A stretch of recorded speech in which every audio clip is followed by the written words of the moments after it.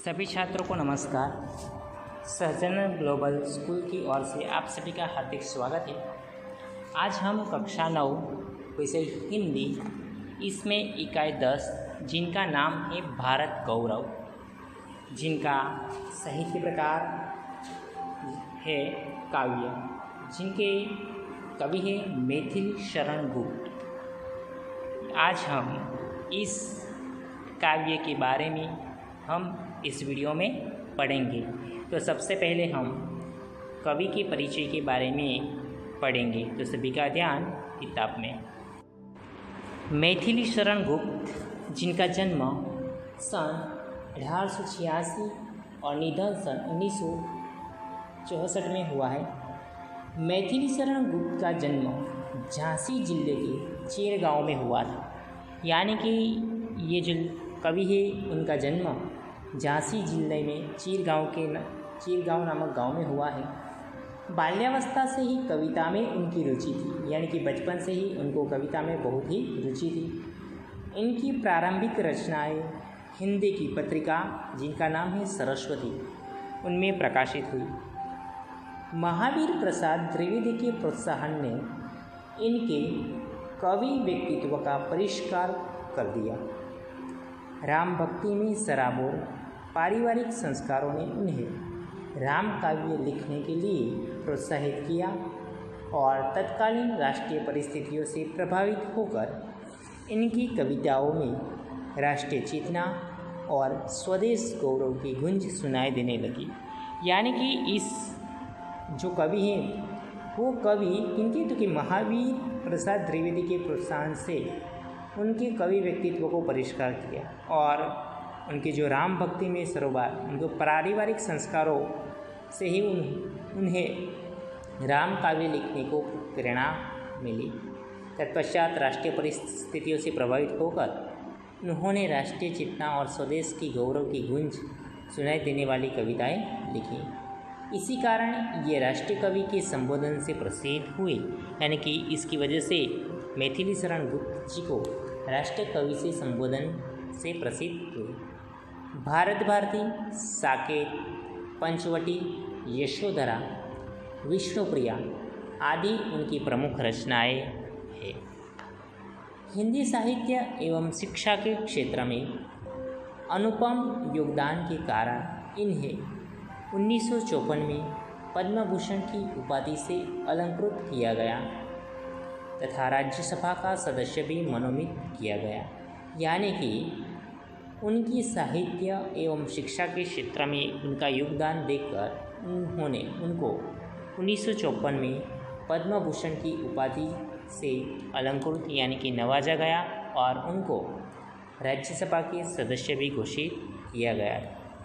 अब जो यह पद्य है भारत गौरव, जो प्रस्तुत उनका जो काव्य है भारत भारती से लिया गया है, जिनमें 3 खंड में देश का अतीत, वर्तमान और भविष्य चित्रित है। यानी कि उनके जो 3 खंड है और 3 खंडों में उनका क्या भूतकाल, वर्तमान और भविष्य के बारे में बताया गया है। गुप्त जी ने भारत के अतीत का गौरवशाली चित्र प्रस्तुत किया है। यानी कि जो ये कवि गुप्त जी है, मैथिली शरण गुप्त जी, इन्होंने इस काव्य में भारत के अतीत का यानी कि भविष्य की गौरवशाली चित्र को प्रस्तुत यहाँ बताया गया है कि हमारा भारत का अतीत कैसा होगा और इन्हीं विशेषताओं के आधार पर उसे विश्व के सिरमौर पर पद पर प्रतिष्ठापित किया है। इस काव्य में कवि ने भारतीय सभ्यता और संस्कृति का गौरवगान किया है। यानी कि इस काव्य में भारत के प्रति अपनी सभ्यता और संस्कृति का गौरवगान किया है। इसके साथ साथ आर्यों के महान जीवन आदर्शों का भी चित्रण किया है। यानी कि जो आर्य सबसे पहले ही हमारे देश में आए थे, इनके बारे में भी यहाँ उनका गुणगान किया है। तो भारत संसार के प्राचीन देशों में से एक है। यानी कि ये संसार के जितने भी देश हैं उन सभी देशों में हमारा भारत देश ये प्राचीन देशों में से एक है। यहाँ के प्राचीन निवासी आर्य थे। यानी कि यहाँ सबसे पहले प्राचीन निवासी कौन, तो कोई आर्य थे। वे वीर ही नहीं, पूरी तरह सभ्य और शिक्षित भी थे। यानी कि वीर तो थे, उनके साथ साथ सभ्यता और शिक्षित भी थे। विद्या और कला कौशल्य में सबसे वे प्रवीण थे। और विद्याओं और कौशलों में वो सबसे बेहतर होशियार थे। उन्होंने ही संसार के ज्ञान विज्ञान का प्रकाश दिया, यानी कि आर्यों ने ही संसार को ज्ञान और विज्ञान का प्रकाश से उसको प्रकाशित किया है। प्रस्तुत कविता में स्वराष्ट्र कवि श्री मैथिली शरण गुप्त ने भारत के अतीत का शानदार चित्र प्रस्तुत किया गया। तो सबसे पहले इस कविता है उस काव्य के सार में कवि का क्या कहना चाहते हैं।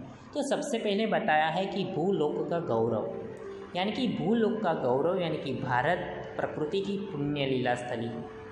हमें अपने हिमालय और गंगा जल पर गौरव है और भारत एक ऋषियों की भूमि है और संसार में सबसे पहले उन्नति इसी देश की यानी कि अपने भारत देश की हुई है।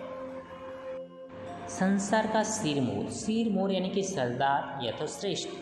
भारत संसार का सबसे बड़ा पुराना देश है और संसार की तरह तरह की संपत्तियों का सबसे पहले यहीं पता चला। मानव सृष्टि का विस्तार भी यहीं से हुआ है। उसके बाद विद्या, कला और कौशल्य में सबसे आगे हमारा देश है। आर्य भारत के प्राचीन निवासी थे। उन्होंने ही संसार को विद्या और कला कौशल्य का ज्ञान दिया है। हम उन्हीं आर्यों की संतानें हैं। आज देश की दशा अच्छी नहीं है, फिर भी प्राचीन सभ्यता और संस्कृति की गौरव चिन्ह अब भी यहाँ मौजूद है।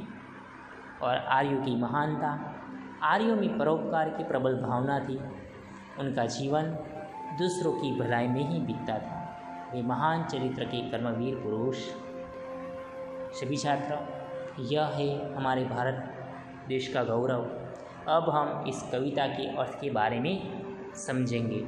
तो सभी छात्रों का ध्यान अपनी अपनी किताब में और इस कविता में, जिसका अर्थ मैं आपको जो कहने वाला हूँ आपको ध्यान से सुनना है, समझना है और उसको तैयार भी करना है। तो अब हम कविता के अर्थ के बारे में विस्तार से समझेंगे।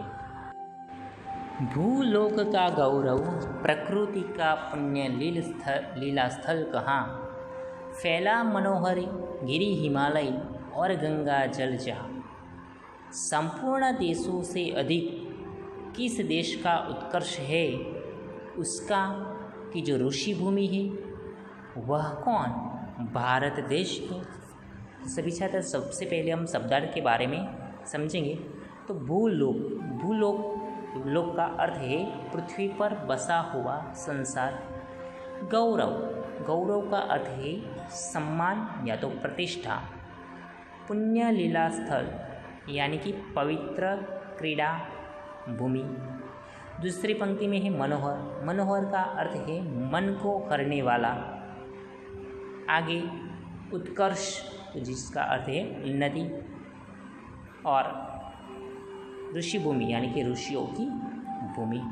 तो सबसे पहले हम भूलोक का गौरव, प्रकृति का पुण्य लीला स्थल का, यानी कवि कहते हैं कि वह स्थान कहाँ है कि जिस पर संसार को गर्व है और जो प्रकृति की पवित्र क्रीड़ा भूमि है। पहली पंक्ति का भावार्थ इस तरह होता है कि वह स्थान कहाँ है जिस पर संसार को गर्व है और जो प्रकृति की पवित्र क्रीड़ा भूमि है। दूसरी पंक्ति है फैला मनोहर गिरी हिमालय और गंगा जल कहा, यानी कि वह स्थान वही है। कौन सा? वह स्थान वही है जहाँ हिमालय पर्वत है और गंगा नदी बहती है, यानी कि मनोहर गिरी हिमालय और गंगा जल जहाँ, यानी कि वह स्थान वही है जहाँ हिमालय पर्वत है और गंगा नदी बहती है। तीसरी पंक्ति है संपूर्ण देशों से अधिक किस देश का उत्कर्ष है। संपूर्ण यानी कि सभी, यानी कि दुनिया के सभी देशों में सबसे अधिक श्रेष्ठ यानी कि उन्नत देश कौन सा है? उत्कर्ष यानी कि उन्नत, यानी कि दुनिया के सभी देशों में सबसे अधिक श्रेष्ठ देश कौन सा है? तो आगे कवि कहते हैं उसका की जो ऋषि भूमि है वह कौन? भारतवर्ष है। यानी कि वह देश और कोई नहीं, यह ऋषि भूमि भारतवर्ष ही है। यानी कि दूसरा कोई देश नहीं है, दूसरा कोई देश नहीं है, हमारा देश भारत देश है, भारतवर्ष है, जो ऋषि मुनियों की भूमि है। तो सभी छात्र फिर से एक बार मैं आपको इसका अर्थ बताता हूँ। तो भूलोक का गौरव, प्रकृति का पुण्य लीला स्थल कहा। यानी कि कवि कहते हैं कि वह स्थान कहाँ है जिस पर संसार को गर्व है और जो प्रकृति की पवित्र क्रीड़ा भूमि है।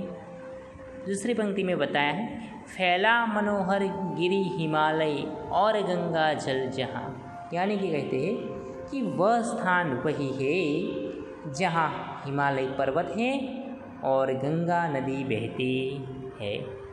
तीसरी पंक्ति है, संपूर्ण देशों से अधिक किस देश का उत्कर्ष है? उसका की जो ऋषि भूमि है वह कौन? भारतवर्ष है। यानी कवि कहते हैं कि दुनिया के सभी देशों में सबसे अधिक श्रेष्ठ या तो उन्नत देश कौन सा है? वह देश और कोई नहीं, यह ऋषि भूमि भारतवर्ष ही है। अब आगे, हाँ वृद्ध भारतवर्ष ही संसार का सिरमौर है। ऐसा पुरातन देश कोई विश्व में क्या और है? भगवान की भवभूतियों का यह प्रथम भंडार है। विधि ने किया नर सृष्टि का पहले यही विस्तार। यानी कि यहाँ सिरमौर का अर्थ है सरदार या तो श्रेष्ठ, पुरातन यानी कि बहुत पुराना या तो प्राचीन, भवभूति यानी कि संसार का वैभव, भंडार यानी कि खजाना, विधि, विधि का अर्थ है ब्रह्मा यानी कि सृष्टि की रचना करने वाला देवता, यह उसका अर्थ है। नर, नर का अर्थ है मनुष्य। अब हम इसके अर्थ के बारे में समझें तो हाँ वृद्ध भारतवर्ष ही संसार का सिरमौर है। यानी कवि कहते हैं कि हाँ वृद्ध यानी कि बूढ़ा, हाँ यह बुढ़ा भारतवर्ष संसार का सर्वश्रेष्ठ देश है। दूसरी पंक्ति, ऐसा पुरातन देश कोई विश्व में क्या और है? कवि कहना चाहते हैं कि प्राचीन देशों में इसके मुकाबले का दूसरा कोई देश नहीं है। यानी कि हमारे भारत देश के मुकाबले में और कोई दूसरा देश नहीं है। भगवान की भवभूतियों का यह प्रथम भंडार है। यानी कि इसका अर्थ है भगवान ने संसार में वैभव के जो स्थान सबसे पहले जो बनाए हैं उसका प्रथम संग्रह यानी कि भंडार इसी देश में हुआ है। यानी कि हमारे भारत देश में ही सबसे पहले वैभव का जो प्रथम भंडार बनाया है। आगे, विधि ने किया नर सृष्टि का पहले यही विस्तार है। यानी कि भगवान ने, ब्रह्मा ने सृष्टि की जो रचयिता है ब्रह्मादेव, उन्होंने मानव सृष्टि का विस्तार भी यहीं से किया। तो कवि कहना चाहते हैं, अब इस चारों पंक्ति का साथ में हम भावार्थ अर्थ को समझेंगे। तो हाँ वृद्ध भारतवर्ष ही संसार का सिरमौर है। ऐसा पुरातन देश कोई विश्व में क्या और है? तो उसका अर्थ है हाँ यह बुढ़ा भारतवर्ष संसार का सर्वश्रेष्ठ देश है। प्राचीन देशों में इसके मुकाबले का दूसरा कोई देश नहीं। आगे, भगवान की भवभूतियों का यह प्रथम भंडार है।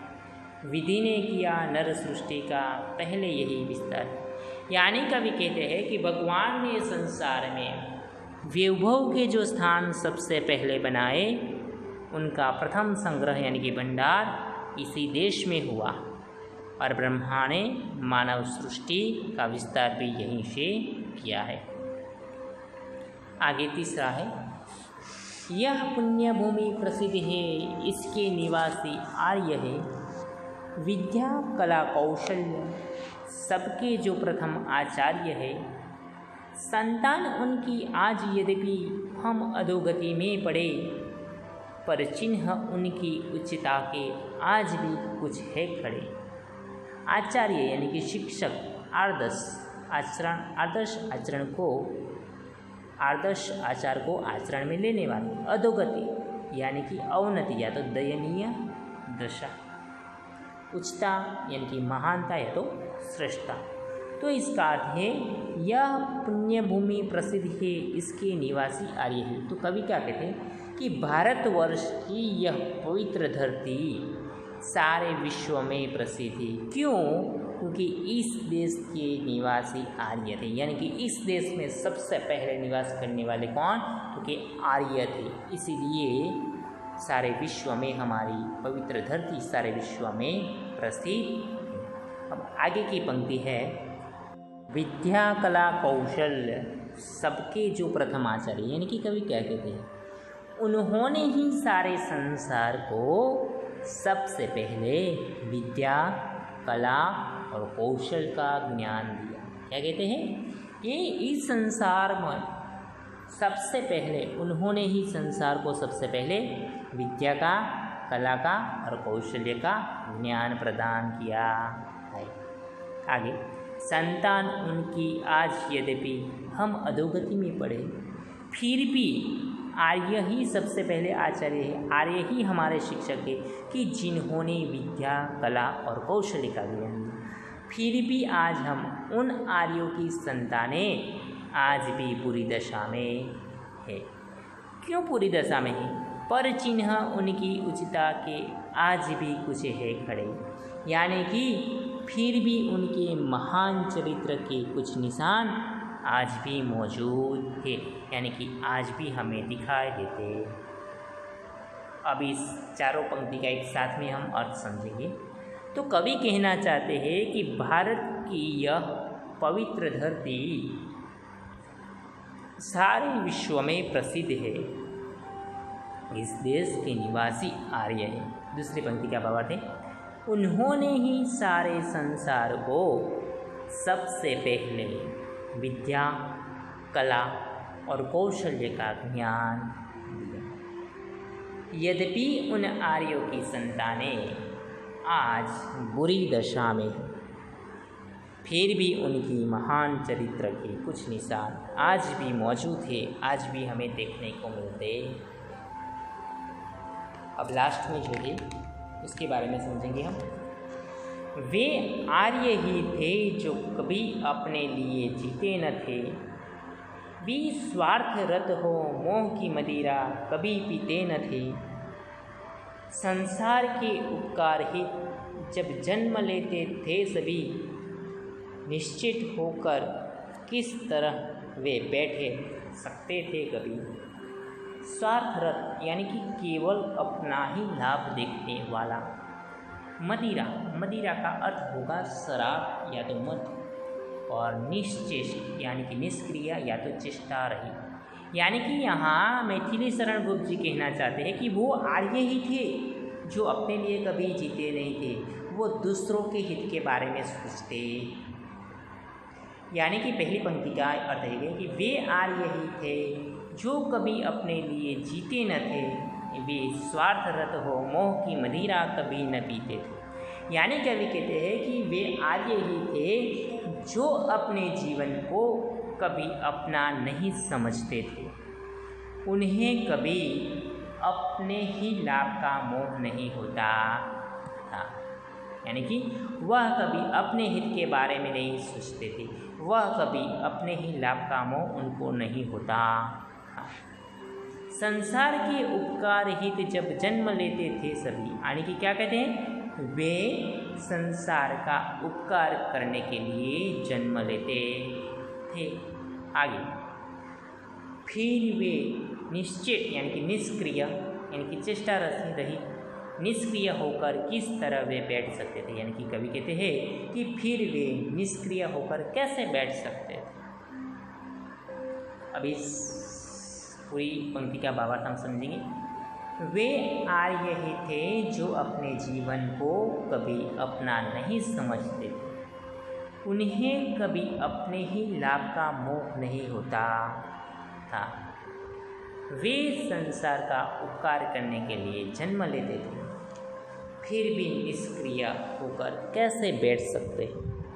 तो सभी छात्रों, इस काव्य 10 भारत गौरव, जिनके जो यहाँ 4 विभाग है, उस चारों इस काव्य के अर्थ के बारे में मैंने इस वीडियो में आपको समझाया है।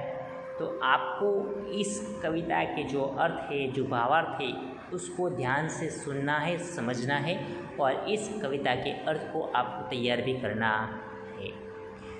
मुझे आशा है कि आप सभी छात्रों को इस काव्य के अर्थ के बारे में समझ आ गया होगा। अब हम आपकी किताब में जो शब्दार्थ और टिप्पणी है उसके बारे में हम अभ्यास करेंगे। शब्दार्थ: गौरव तो सम्मान या तो प्रतिष्ठा, भूलोक तो संसार, दुनिया, लीला स्थल का अर्थ है महान पुरुषों की क्रीड़ा भूमि, उत्कर्ष यानी कि उन्नति या तो प्रगति, सिरमौर या तो श्रेष्ठ, पुरातन का अर्थ है प्राचीन, भवभूति उसका अर्थ है संसार का वैभव, विधि यानी कि ब्रह्मा सृष्टि की रचना करने वाला देवता, आचार्य का अर्थ है शिक्षक, आदर्श आचार को आचरण में लाने वाला, अधोगति का अर्थ है अवनति या तो दयनीय दशा, स्वार्थरत केवल अपना ही लाभ देखने वाला, मदिरा उसका अर्थ है शराब या तो मद, संसार का अर्थ है दुनिया, निश्चेष्ट यानी कि निष्क्रिय या तो चेष्टा रहे। अब सभी छात्र, अब हम स्वाध्याय के जो प्रश्न हैं, स्वाध्याय के प्रश्नों के बारे में अभ्यास करेंगे और यहाँ जितने भी स्वाध्याय के प्रश्न दिए गए उसका उत्तर मैं आपको बता रहा हूँ, तो आपको उस उत्तर को ध्यान से सुनना है, समझना है, ठीक है। तो सभी छात्रों का ध्यान इस वीडियो में। तो सबसे पहले स्वाध्याय प्रथम है, निम्नलिखित प्रश्नों के 1-2 वाक्य में उत्तर लिखिए। तो सबसे पहला प्रश्न है, भारत को प्रकृति का लीला स्थल क्यों कहा है? तो उत्तर है, भारत में हिमालय के समान मनोहर पर्वत तथा गंगा जैसी पवित्र नदियाँ हैं, इसीलिए इस देश को प्रकृति का लीला स्थल कहा है। दूसरा प्रश्न, भारतवर्ष को बुद्ध क्यों कहा गया है? उत्तर है, भारत संसार का सबसे पुराना देश है, इसलिए उसे बुद्ध कहा है। तीसरा प्रश्न है, विधाता ने नर सृष्टि का विस्तार कहाँ से किया है? उत्तर, विधाता ने नर सृष्टि का विस्तार भारत से किया है। चौथा प्रश्न है, आर्य किन किन विषयों में आचार्य थे? उत्तर, आर्य सभी तरह की विद्याओं तथा कला कौशल्य में आचार्य थे।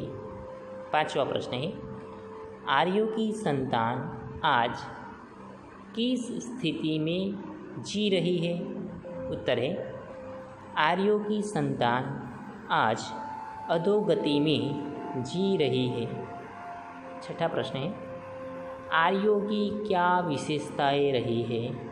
उत्तर, आर्य हमेशा स्वार्थ से अधिक परोपकार को महत्व देते हैं, मोह से दूर रहते हैं और निष्क्रिय रहना पसंद नहीं करते।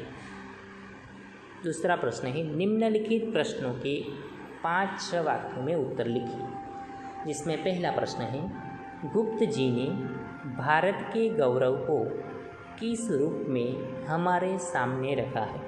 उत्तर, गुप्त जी कहते हैं कि भारत प्रकृति का पुण्य लीला स्थल है, यह ऋषियों की पावन भूमि है, भारत ही संसार का सिरमौर है, भगवान की बनाई हुई भवभूतियों का सबसे पहला भंडार भारतवर्ष ही है, यहाँ के निवासी आर्यों की यह प्रसिद्ध भूमि है।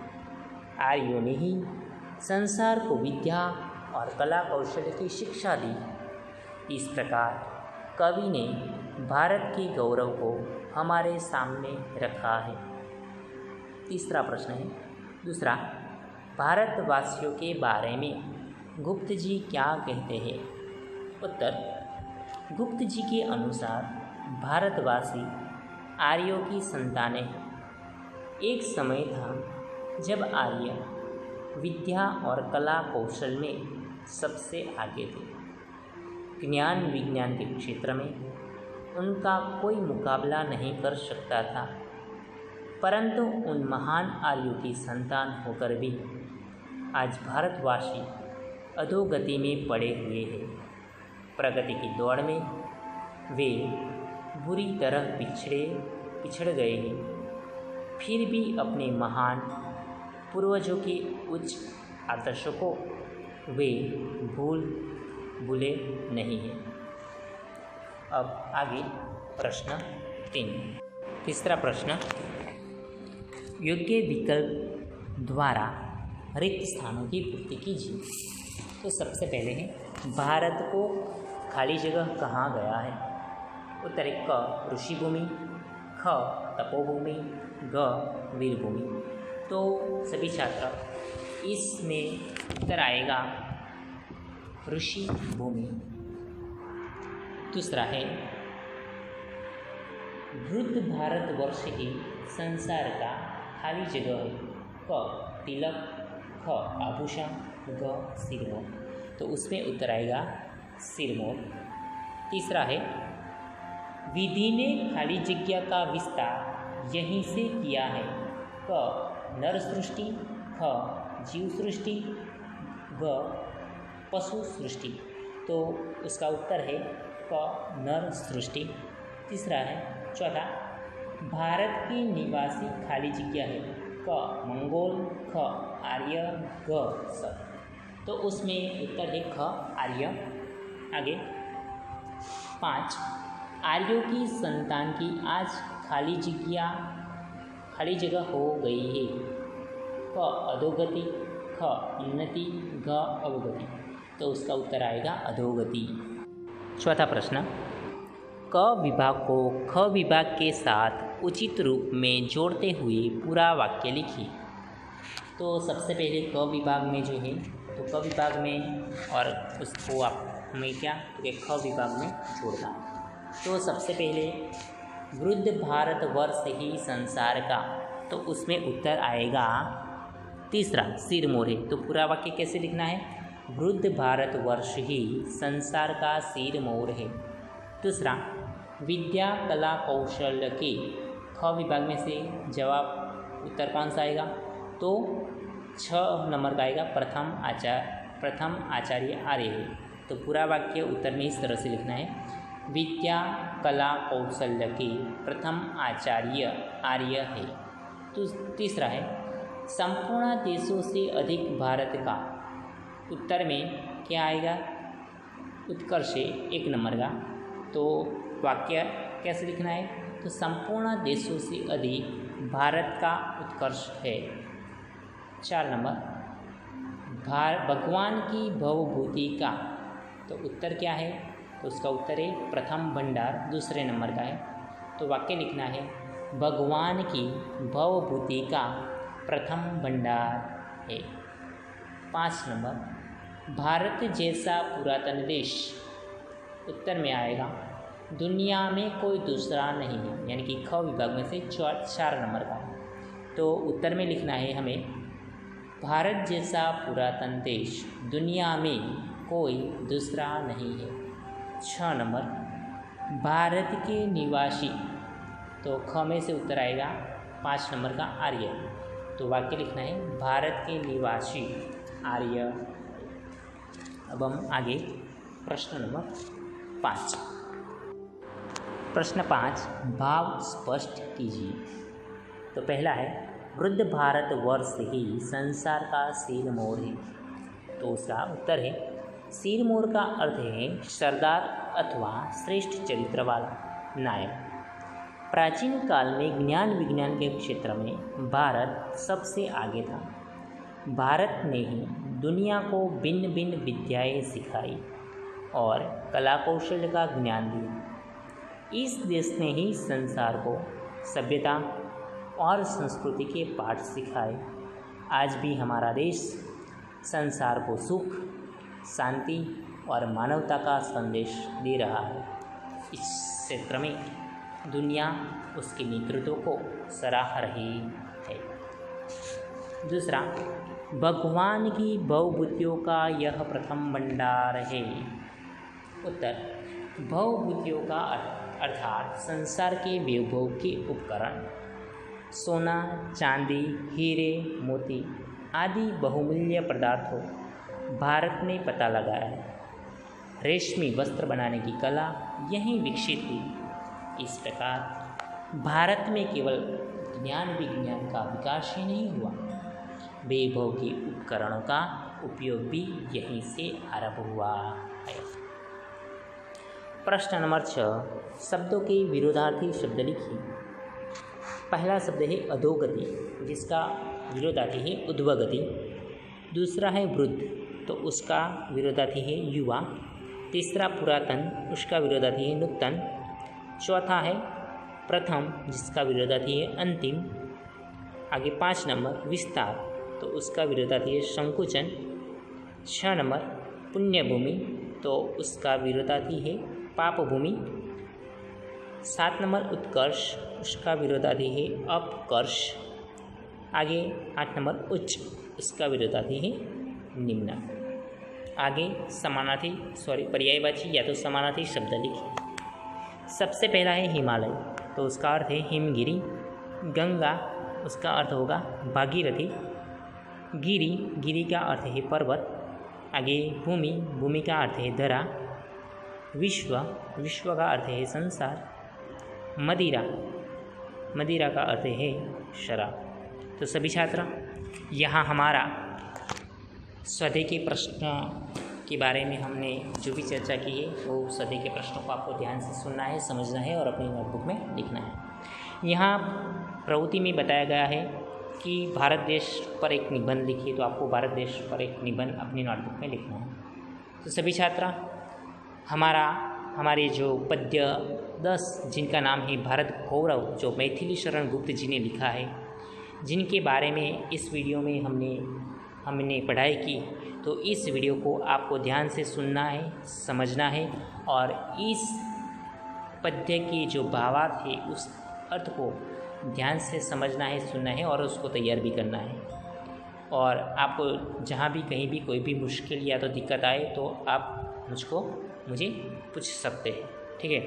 तो यहाँ हमारी कायदस भारत गौरव यहाँ समाप्त होती है। इसके साथ यह वीडियो को भी हम पूर्ण करते हैं। जय हिंद।